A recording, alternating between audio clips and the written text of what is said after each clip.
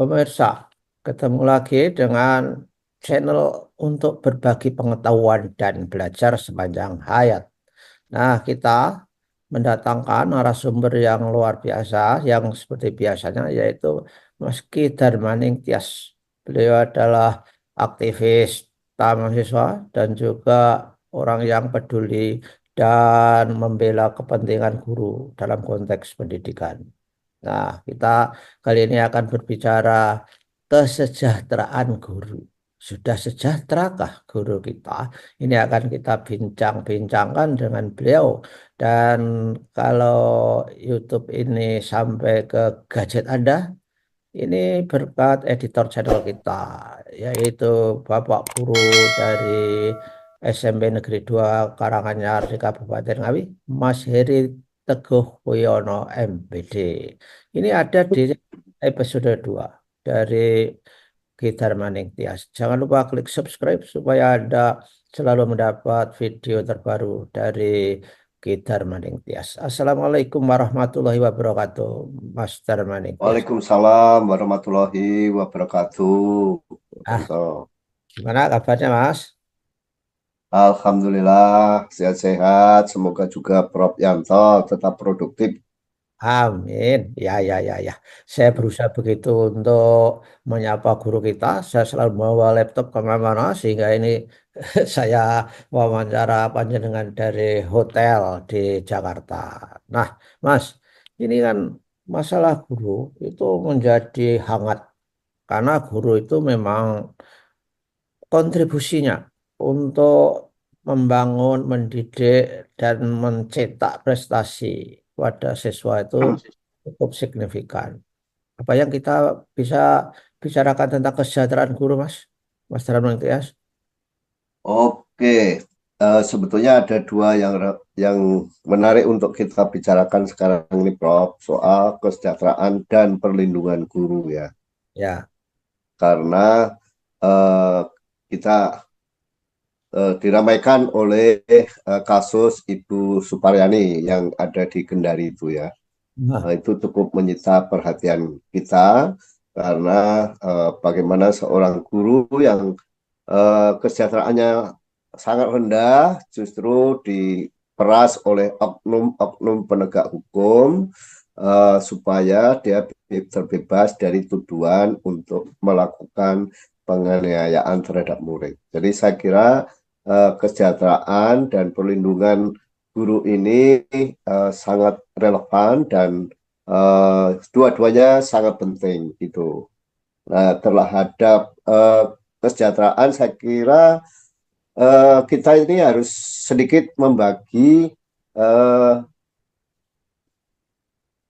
apa kelas-kelas kelas klasifikasi guru ya. Saya ya, kan kita itu punya banyak guru, jenis guru.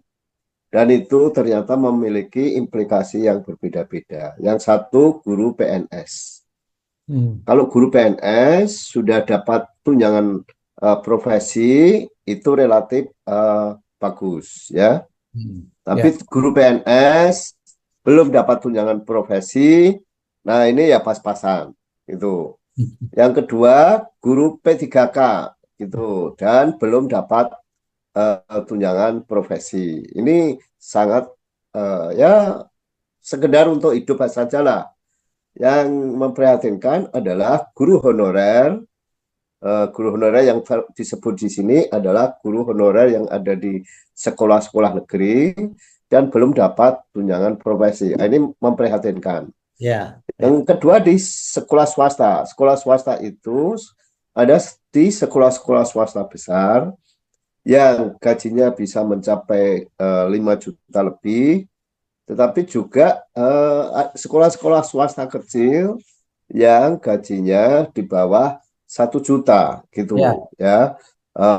Contoh yang selalu saya sebut adalah sekolah saya sendiri, sekolah SMP saya dulu gajinya masih di bawah 500.000 gitu. Nah, jadi kita ketika kita bicara guru itu sebetulnya beragam seperti itu, tetapi sebetulnya tugas mereka sama, mencerdaskan kehidupan bangsa gitu. ya, Dan ya, katakanlah saya ngambil sekolah saya sendiri, yang dilahirkan juga orang-orang yang kemudian setelah lulus melanjutkan, ada yang bisa jadi PNS, ada yang bisa bekerja di BUMN, ada yang bisa kerja jadi polisi, ada yang bisa bekerja jadi TNI gitu. Jadi produk apa proses dan produknya sama, tetapi imbalan yang diterima itu berbeda. Nah ini saya kira isu kesejahteraan lebih bagus lagi kalau di DKI Jakarta. Itu di DKI Iya, Jakarta itu kalau sudah PNS tunjangan dapat tunjangan profesi, lalu memperoleh namanya tunjangan kinerja ya. PKD itu seorang guru gajinya bisa sampai 15 juta gitu ya. Jadi dengan keragaman seperti ini memang kesejahteraannya juga beragam.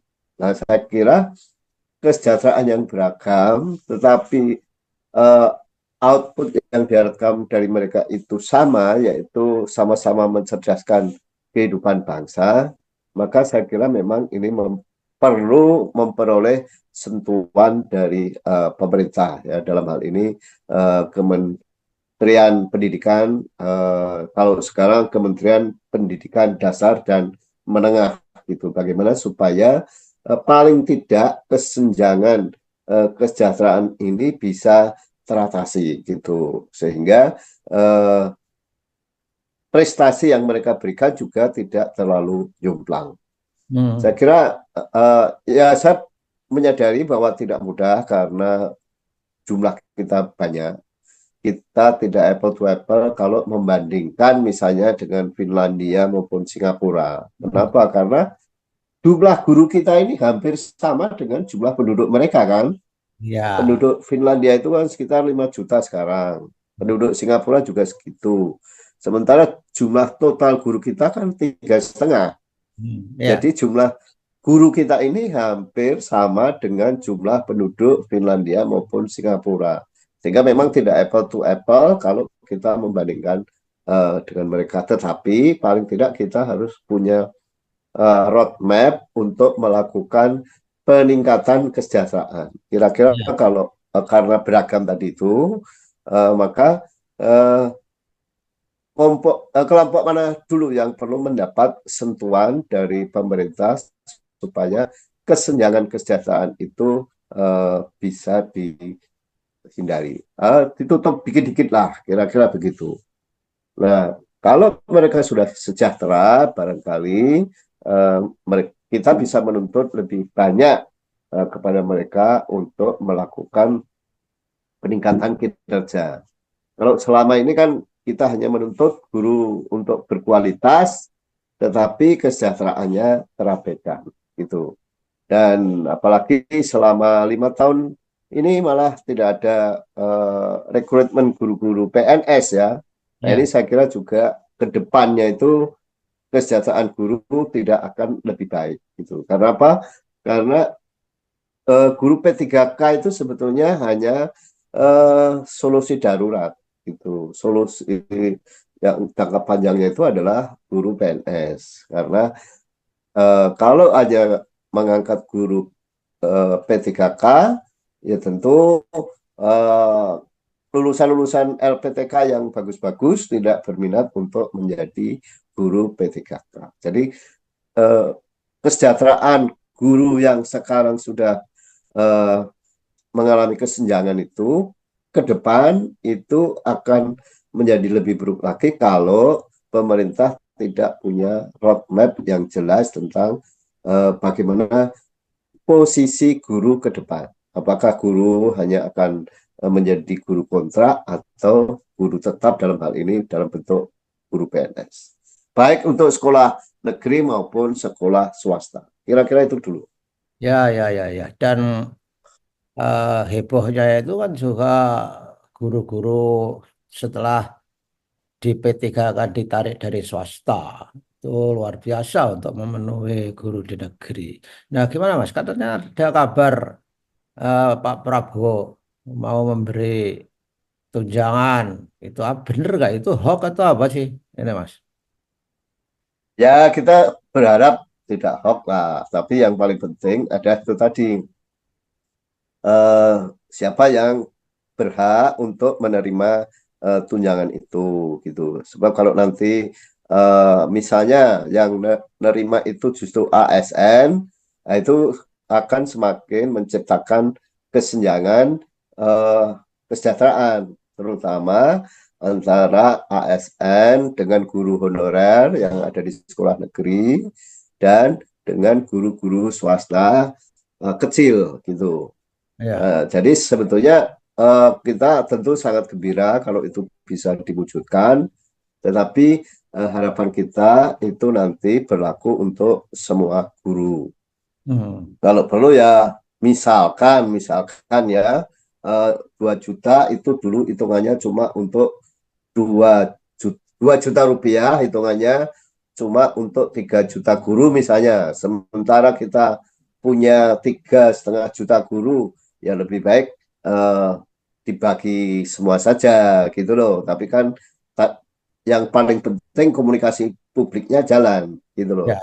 Jadi Ya. sebetulnya saya kira masyarakat, guru juga akan menerima, misalnya diberi penjelasan bahwa memang kita akan meningkatkan kesejahteraan setiap guru 2 juta, tetapi alokasi yang dibuat dulu adalah misalnya untuk 3 juta, tapi ternyata kita memiliki 3,5 juta guru.